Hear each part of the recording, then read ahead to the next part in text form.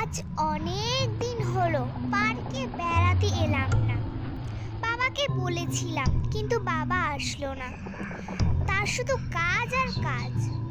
এখন বন্ধুকে ডাকলাম, সেও আসে না। এই টিয়া পাখি, কোথায় যাচ্ছ তুমি? আমাকেও নিয়ে যাবে? আমিও আকাশে উঠতে চাই। তখন আমি আকাশের মেঘের আহ্লাদে সারা দিন ঘুরে বেড়াবো। আর উড়তে উড়তে কোন সময় আমি গাছের নিচে বসে আম খেতে পারবো, কত মজা হবে তখন। এই যে ছেলে, তোর জন্য আমাকে মন খারাপ করে এতক্ষণ ধরে বসে থাকতে হলো। তুই আর একটু তাড়াতাড়ি আসতে পারলি না? তুই জানিস না আমার বাবা আমার সাথে আসেনি? আরে কি বলবো, আমার বোন সব জামা কাপড় ছিঁড়ে ফেলেছিল। আমার সব ঠিক করতে করতে আমার অনেক দেরি হয়ে গেছিল, প্রায় 5টা বেজে গেছিল আমার। এটার জন্য কিছু একটা করতে হবে আমাদের।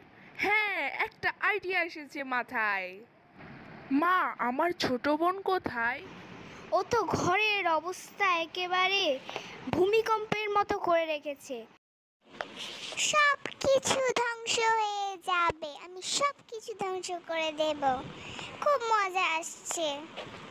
ইস, যদি ভাইও দেখতো আমাকে, খুব মজা হতো। কি এসব তুই কি করেছিস বোন?